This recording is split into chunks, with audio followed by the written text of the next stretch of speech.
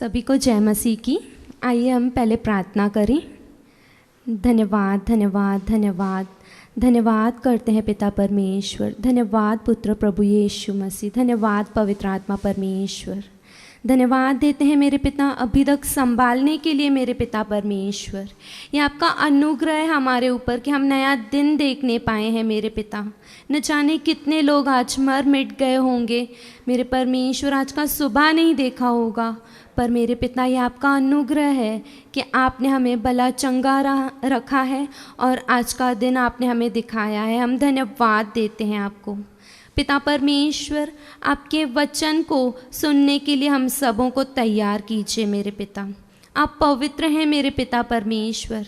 आपके उपस्थिति में बैठने से पहले मेरे परमेश्वर हम मांगते हैं हमें अपने पुत्र प्रभु यीशु मसीह के लहू से धो के शुद्ध कीजिए, पवित्र कीजिए और हमारे अभी तक के किए गए हर एक गलती और गुनाहों के लिए हमें क्षमा कीजिए, हमें माफ़ कीजिए मेरे पिता परमेश्वर। और अपने वचन के जल के स्नान के द्वारा धो के हमें शुद्ध और पवित्र कीजिए, ताकि हम आपके पवित्र उपस्थिति में पवित्रता के साथ आने पाए मेरे परमेश्वर और आपके वचनों को सीधाई से ग्रहण करने पाए मेरे पिता। आप हमें वो मन दीजिए, आप हमें शुद्ध मन दीजिए मेरे पिता परमेश्वर, ताकि हम आपकी वाणी को सुन के मेरे परमेश्वर अपने मनों को कठोर ना करें मेरे पिता परमेश्वर, पर हमारे हृदयों को आप तैयार कीजिए ताकि आपका आज का वचन मेरे परमेश्वर हम सीधाई से ग्रहण करें और उसके अनुसार अपने आप को करेक्ट करने पाएँ और अंश अंश करके मेरे परमेश्वर हम आप में बदलते जाएं और आपकी इच्छा के अनुसार हम बदलते जाएं मेरे परमेश्वर। हम अपने आप का ताबा आपके हाथों में देते हैं। मैं अपने आप को शून्य कर देती हूँ मेरे परमेश्वर। ये मेरी कोई योग्यता नहीं मेरे पिता परमेश्वर, पर यह आपका अनुग्रह है मेरे परमेश्वर कि आप मुझे इस्तेमाल कर रहे हो मेरे परमेश्वर। इसलिए मेरे पिता परमेश्वर आज आपकी आत्मा मेरे परमेश्वर मेरे द्वारा बोले मेरे परमेश्वर। बोलने वाली मैं न मेरे परमेश्वर, पर आपकी आत्मा की अगुवाई में मेरे परमेश्वर हर एक वर्ड मेरे मुँह से निकले। मैं अपने आप का ताबा भी आपके हाथों में देते हुए धन्यवाद के साथ ये प्रार्थना आपके इकलौते पुत्र प्रभु यीशु मसीह के नाम से पवित्र आत्मा परमेश्वर की सहायता और मदद से करती हूँ। कबूल कीजिए हमारे पिता। आमेन आमेन आमेन। हालेलुया। सबको जय मसीह की। आशा करती हूँ सब भाई बहन अपने घरों में सुरक्षित हैं और प्रभु में बने हुए हैं। हालेलुया। तो आइए आज का वचन हम शुरू करें और जो हमसे परमेश्वर बातें करने जा रहे हैं आज हम सीधाई से ग्रहण करें, क्योंकि परमेश्वर का वचन दोधारी तलवार है। वो जैसे आपके जीवन में कार्य करता है वैसे ही मेरे जीवन में भी कार्य करता है। हालेलुया। हम सबको आज परमेश्वर के वचन के अनुसार खुद को करेक्ट करने की बहुत ज़्यादा आवश्यकता है और आज का वचन है स्थिरता। परमेश्वर में हमें स्थिर कैसे रहना है उसके बारे में हमें सीखना है आज का टॉपिक है स्टेबिलिटी। हालेलुया। सबसे पहले हम जानेंगे स्थिरता होता क्या है। स्थिरता का मतलब है परमेश्वर के कहे हुए वचनों के ऊपर, परमेश्वर के प्रॉमिसेस के ऊपर हमें भरोसा रख के वो सब्र के साथ एक आशा के साथ हमें खड़े रहना, पेशेंस रखना, उसी को हम स्थिरता कहते हैं। हालेलुया। तो आज देखेंगे हम कि हमें परमेश्वर कैसे बनाना चाहता है। परमेश्वर की क्योंकि यही इच्छा है कि हम परमेश्वर में स्थिर बने, हम परमेश्वर में स्थिर बने रहें, क्योंकि परमेश्वर ने स्थिरता को, स्टेबिलिटी को बहुत बड़ा इम्पोर्टेंस दिया है। हम स्थिर बने रहेंगे तो ही अंत तक धीरज के साथ बने रहेंगे और प्रभु यीशु मसीह के दूसरे आगमन के लिए तैयार होने पाएंगे। आमीन। तो सबसे पहले हम देखेंगे कि जैसे हम एग्जाम्पल लेंगे एक कि अब्राहम, जैसे कि अब्राहम के जीवन में परमेश्वर ने एक वायदा किया था, एक वाचा बांधी थी परमेश्वर पिता ने अब्राहम के साथ कि मैं तुझे एक संतान दूंगा जिसके द्वारा तेरा वंश आगे बढ़ेगा और पृथ्वी के पूरे जितने धूल है उसके कणकों के ना ही तेरा वंश होगा, राइट। तो परमेश्वर ने अब्राहम को एक वाचा दिया था, एक वादा किया था, और सही समय पर वो पूरा होने भी वाला था, क्योंकि वचन में लिखा है परमेश्वर के मुख से निकला हुआ वचन कभी भी बिना प्रभाव रहित नहीं होता, अपना काम करके ही लौटता है, राइट। बट हम देखते हैं कि अब्राहम ने क्या किया। अब्राहम ने परमेश्वर के वचन के ऊपर भरोसा किया, पर वो एक पेशेंस नहीं था, वो स्थिर नहीं रहा, क्योंकि परमेश्वर का वचन जब हमें मिलता है ज़रूरी नहीं है कि वो ऑन द स्पॉट पूरा हो। हमें सबसे पहले ये ध्यान रखना है कि हमें परमेश्वर के समय के ऊपर, परमेश्वर के कहे हुए वचन के ऊपर हमें वेट करना है, वेट अपॉन द लॉर्ड, आमेन। तो अब्राहम ने क्या किया? अब्राहम ने परमेश्वर की उस बात को रिसीव किया, पर वो स्थिर नहीं रहा। अपने वाइफ सारा के कहने पे उसने हाजिरा से शादी किया और हाजिरा से अब्राहम को एक पुत्र उत्पन्न हुआ, क्योंकि वो स्थिर नहीं हुआ। बट परमेश्वर ने जब पहले ही अब्राहम को कहा था कि मैं तेरी पत्नी सारा के द्वारा तुझे एक संतान दूंगा, जबकि सारा बांझ थी, तो सारा के मन में वो डाउट आया कि परमेश्वर ने तो कहा है बट मैं तो बांझ हूँ, मेरी तो कोख बंद है, तो कैसे परमेश्वर आपको वंश देगा मेरे ज़रिए। तो सारा ने अपनी बुद्धि चलाई और सारा ने अब्राहम को कहा कि हाजिरा से शादी करके उसके द्वारा एक वंश उत्पन्न करे। हालेलुया। बट इस बात में, इस आज्ञा में सारा और अब्राहम फेल हो गए और परमेश्वर के किए हुए वायदे पे, परमेश्वर की बांधी हुई वाचा पे वो स्थिर नहीं रहे, राइट। तो हमें आज इससे सीखना है कि हमें परमेश्वर के किए हुए हर एक वायदे से, परमेश्वर के बोले हुए हर एक वचन पे स्थिर रहना है, क्योंकि स्थिरता हमारे जीवन में बहुत ही इम्पोर्टेंस रखती है। सिर्फ आत्मिक जीवन में नहीं, पर हमारे शारीरिक जीवन में भी, हमारे फिजिकल लाइफ में भी परमेश्वर हमें स्थिर देखना चाहता है। हमें हमारे रिश्तों में स्थिर देखना चाहता है परमेश्वर, हमारे जॉब में, हमारे कामों में, हर एक बात में स्थिर देखना चाहता है परमेश्वर।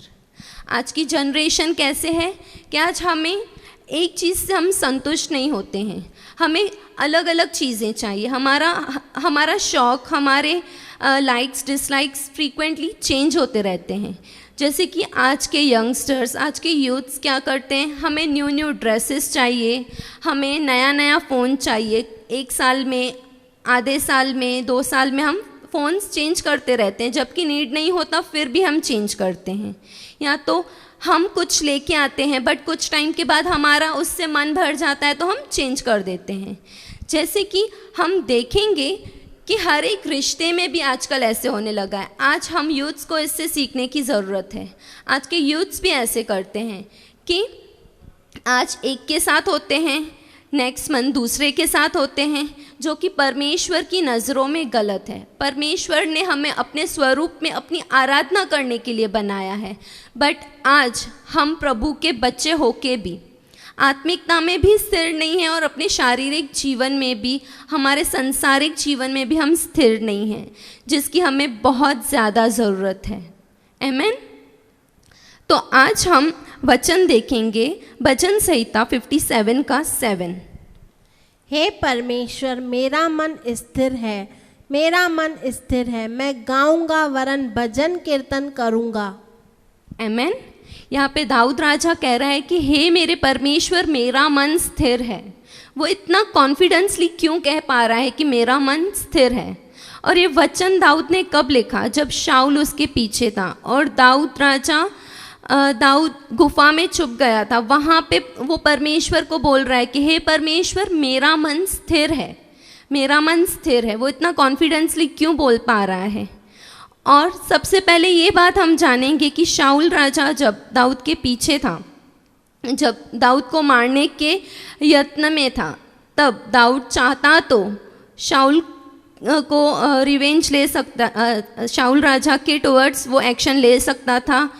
वो भागने के बदले वो शाऊल राजा को सामना कर सकता था कि हम युद्ध करें, वो युद्ध कर सकता था शाऊल राजा के साथ, पर उसने ये योग्य नहीं समझा। क्यों? क्योंकि शाऊल राजा परमेश्वर के द्वारा वो अभिषेक किया हुआ राजा था जिससे परमेश्वर ने चुना था। तो इसलिए शाऊल राजा ने, दाऊद ने उस टाइम पे शाऊल को रिवेंज लेने के बदले या उसका सामना करना एक अच्छी बात ना समझ के वो गुफा में छुप गया और परमेश्वर से कहने लगा कि परमेश्वर मेरा मन स्थिर है। तो दाऊद का मन कहाँ पे स्थिर था? परमेश्वर के वचनों में, परमेश्वर के भय में वो स्थिर था। इसलिए उसने परमेश्वर के अभिषेक के विरुद्ध में कोई पाप न किया, उसका सामना न किया, पर वो उस अभिषेक पे हाथ उठाने के बदले वो भागता रहा ताकि मैं परमेश्वर के अभिषेक के विरुद्ध में कोई पाप ना कर बैठूं। आमेन। बट आज के मसीह लोग, हम मसीह लोग जो हैं, आज की जनरेशन, हम जो मसीह हैं ना, वो हम बंदर के समान होते हैं। बंदर क्या करता है? आज इस पेड़ पे, यहाँ से उछल के दूसरे पेड़ पे जाता है, वहाँ से तीसरे पेड़ पे, फिर पेड़ से नीचे ज़मीन पर उड़ान मारते रहता है, उछलता रहता है जैसे बंदर। आज हम मसीह लोगों का जीवन भी वैसे ही है। हम एक जगह से दूसरे जगह पर उछलते रहते हैं, हम स्थिर नहीं रहते। हम आत्मिक जीवन में बढ़ना नहीं चाहते, बट हम आत्मिक जीवन में बढ़ने के लिए हम वो एक प्रयत्न नहीं करते। बट आज हमें किसी की बात बुरी लग जाती है, किसी की बात से हमें हर्ट होता है, किसी का बिहेवियर हमें अच्छा नहीं लगता है, कोई वचन जब हम प्रचार सुनते हैं उस टाइम पे ऐसे लगता है नहीं ये तो आज वचन सिर्फ मेरे लिए बोला गया है, पास्टर जी ने या ये ब्रदर ने या ये सिस्टर ने मुझे ही बोल रहे हैं, मुझे टॉन्ट कर रहे हैं। बट ऐसा नहीं होता। परमेश्वर का वचन, जैसे कि मैंने पहले ही कहा, परमेश्वर का वचन दोधारी तलवार है, वो कार्य करेगा, बिना कार्य के नहीं लौटेगा। आज हमें कहाँ पे, किस क्षेत्र में करेक्ट होने की ज़रूरत है परमेश्वर जानता है। परमेश्वर हमें स्थिर देखना चाहता है। आज हम स्थिर क्यों नहीं रहते? क्योंकि हम कलीसिया में आते हैं बट हमारा फोकस परमेश्वर के ऊपर, परमेश्वर के वचन के ऊपर नहीं रहता।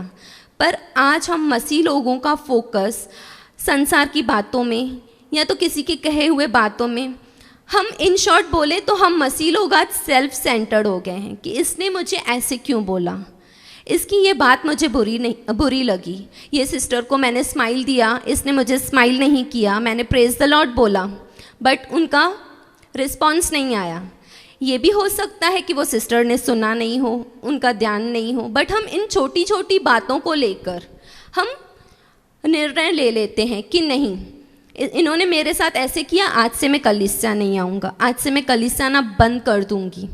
पर ऐसा नहीं होना चाहिए। आज हमें स्थिर रहना है। सबसे ज़्यादा हमें आत्मिक जीवन में हमें स्थिर रहना है। जब हम आत्मिक जीवन में स्थिर रहेंगे तो ही हम सांसारिक रीति से स्थिर रह पाएंगे।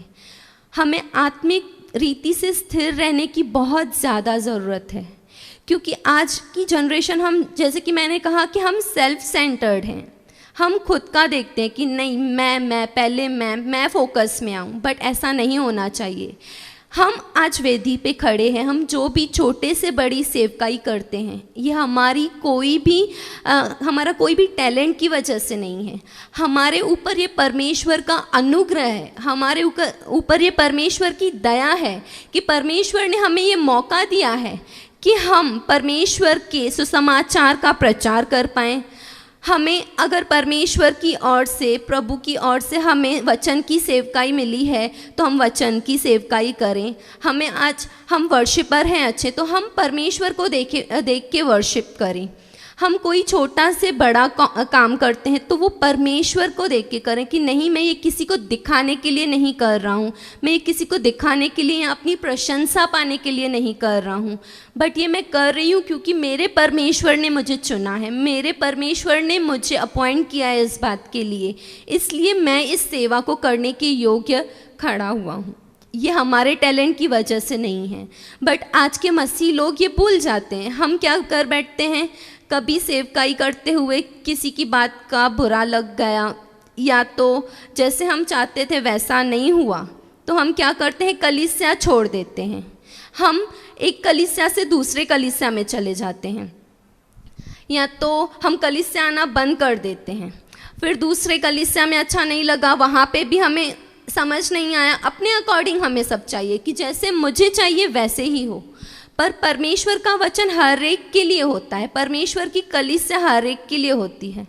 अगर हम लोगों को देख के हम डिसीशंस लेंगे, कलीसिया आना बंद करेंगे, तो हमारा कुछ नहीं हो सकता। हम आत्मिक रीति से, शारीरिक रीति से परमेश्वर को कभी भी प्रश्न नहीं कर पाएंगे, क्योंकि हम इंसान को देख के चलेंगे तो हमें डेफिनेटली ठोकर लगेगी। पर ये हमें याद रखना है कि कलीसिया में कोई भी परफेक्ट लोग नहीं आते। परमेश्वर के भवन में परमेश्वर उन्हीं को बुलाता है जो इम्परफेक्ट है, जिसको परमेश्वर की ज़रूरत है। आज वही लोग परमेश्वर के भवन में आते हैं, ऐसा कोई भी नहीं है। क्योंकि प्रभु यीशु मसीह ने पापियों के लिए दुनिया में आके कलवरी क्रूज पर अपना लहू बहाया, अपने आप को कुर्बान किया। परफेक्ट लोगों के लिए नहीं, परफेक्ट लोगों के लिए ज़रूरत नहीं है मसीह की, पर मसीह की ज़रूरत इम्परफेक्ट लोगों के लिए, जो कमज़ोर हैं, जो बीमार हैं, जो हताश हैं, जो किसी बुरी बातों में फंसे हुए हैं, जिनको जीने का वजह ही नहीं पता कि हम अभी तक जीवित ही क्यों हैं, एक पर्पस हमारे लाइफ का क्या है वो नहीं पता।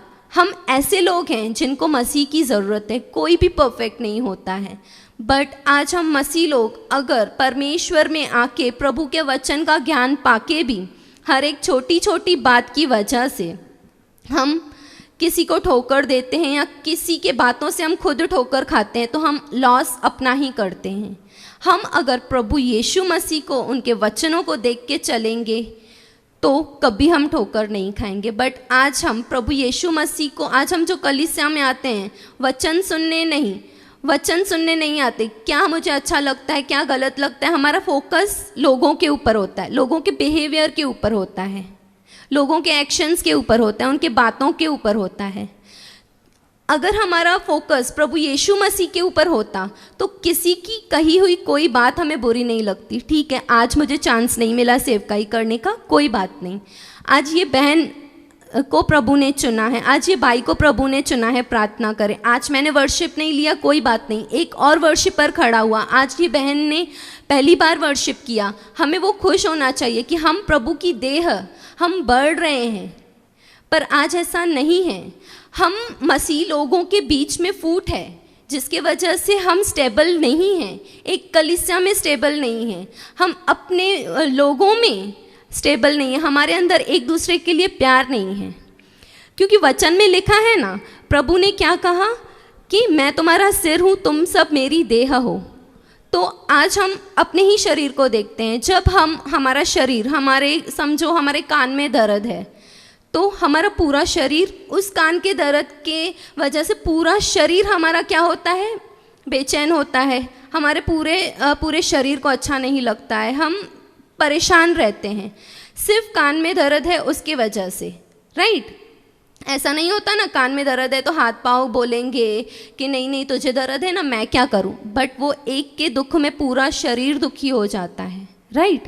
तो आज हम ऐसे क्यों नहीं करते? आज हम मसीह की देह बोलते हैं खुद को, हम मसीह की देह हैं, तो हम मसीह की देह ही एक दूसरे के दुख में शामिल नहीं होंगे, एक दूसरे के प्रति हम वो बैर रखेंगे, एक समान अपने आप को नहीं समझेंगे हर एक को, तो कैसा होगा? तो मसीह की देह पूरी नहीं होगी। मसीह की देह मतलब अभी भी अधूरी है। मसीह की देह आज पूरी क्यों नहीं हो रही है? इसी वजह से, क्योंकि मसीह की देह ही, जो हम विश्वासी हैं, हम विश्वासियों में ही फूट है। हम विश्वासी एक दूसरे को देख के सहते नहीं हैं, हम एक दूसरे की बात का बुरा मान जाते हैं। हम एक दूसरे से, वो बोलते हैं ना गम खाना, वो हम विश्वासियों के अंदर नहीं है कि हम गम खाएं। बट हम सेल्फ सेंटर्ड होने की वजह से एक दूसरे की बात का बुरा मान लेते हैं, और कहीं ना कहीं वचन में हम घटते जाते हैं, प्रभु की संगति में, स्पिरिचुअल लाइफ में हम ग्रोथ नहीं पाते हैं, वो हम बढ़ते नहीं जाते, पर वहाँ पे ही रहते हैं, वहाँ पे ही हमारी स्पिरिचुअल लाइफ स्टॉप हो जाती है या तो हम घटते जाते हैं। पर हमें स्पिरिचुअल लाइफ में बढ़ना है, जिसके लिए हमें सबसे पहले अपने मन को परमेश्वर के वचनों में स्थिर करना है। जब हम अपने आप को मसीह सेंटर्ड बनाएंगे ना, कि हमारा फोकस सिर्फ मसीह पे, परमेश्वर पे, उसकी कुर्बानी के ऊपर होगा, उसके बलिदान के ऊपर होगा, उसके वचनों की शिक्षा की ओर होगा, तभी ही हम सब देह मिलके प्रभु बोल पाएंगे कि हाँ प्रभु हमारा सिर है। क्योंकि अभी तक प्रभु जो हमारा सिर है, उसकी देह अभी भी इनकम्प्लीट है, बट हमें उसे कंप्लीट करना है, हमें उसे पूरा करना है कि हम एकजुट होके परिश्रम करना है, एक साथ होके। हर एक अंग का काम अलग होता है जैसे कि, पर वो सब मिलके एक उद्देश्य को पूरा करते हैं हमारे शरीर में, राइट। तो वैसे ही हम सब मसीह लोगों का काम अलग अलग है। प्रभु ने हमें अलग अलग सेवकाई दी है, बट उस सेवकाई में हमें खुद की प्रशंसा, खुद के फोकस में ना रह के कि मुझे फोकस मिले, मेरी प्रशंसा हो, वो ना रह के हमें प्रभु की महिमा के लिए सब करना है। अगर हम ऐसा करेंगे ना, हम कभी किसी इंसान की बातों का, किसी के एक्शंस का ठोकर नहीं खाएंगे, हम कलीसियाएं चेंज नहीं करेंगे, हम वो बंदर के समान एक पेड़ से दूसरे पेड़ तक छलांग नहीं मारेंगे, दूसरे पेड़ से तीसरे पेड़ तक छलांग नहीं मारेंगे। हमें परमेश्वर ने जहाँ पे स्थिर किया है, जहाँ पे उद्धार हुआ है हमारा, जिस कलीसिया में रह के हमने जाना पाप क्या है, प्रभु यीशु मसीह क्यों आया, हमने अपने आप को देखा कि हम क्या थे, कितना बदलाव आया है हमारे अंदर, कितना चेंजेस आया है।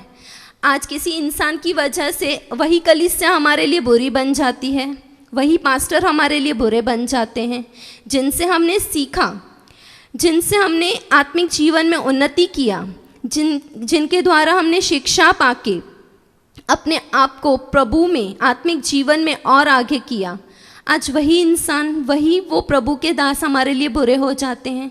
ऐसा क्यों होता है?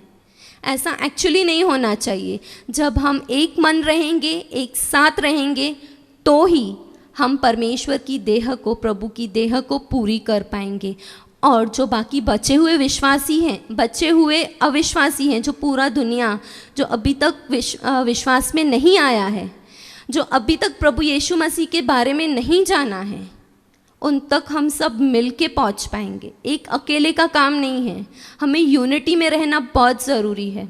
और हम जब यूनिटी में रह के प्रभु के ऊपर फोकस करके हर एक कार्य करेंगे, तो डेफिनेटली हम सब मिल के पूरी दुनिया में प्रभु का सुसमाचार प्रचार कर सकते हैं। प्रभु के वचन को, प्रभु के प्यार को हम दूसरों तक पहुंचा सकते हैं।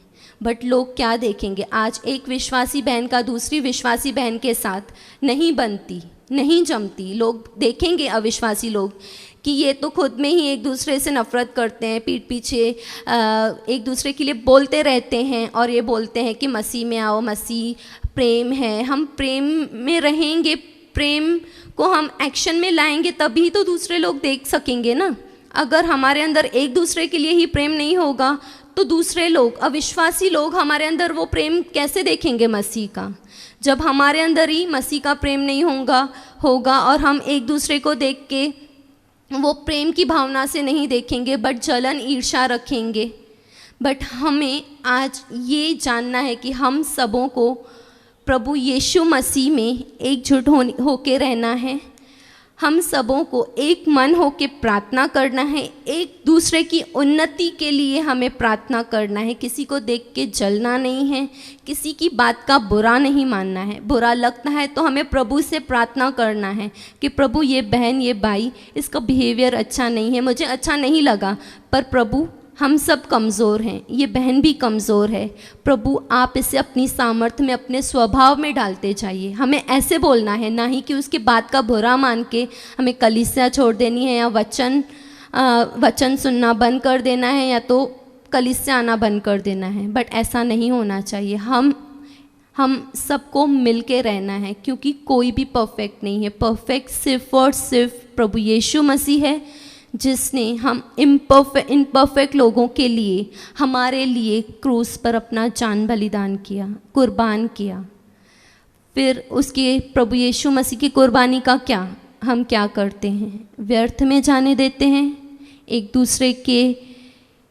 दूसरे को देख के, एक दूसरे के बिहेवियर से, एक दूसरे का बुरा मान के, एक दूसरे से जलन रख के हम प्रभु की कुर्बानी को व्यर्थ में जाने दे रहे हैं। मतलब वो एक व्यर्थ गया प्रभु का कुर्बानी। बट ऐसा हमें नहीं करना है। उसके अलावा हम और देखेंगे, जैसे कि फॉर एग्ज़ाम्पल अय्यूब के जीवन में क्या हुआ।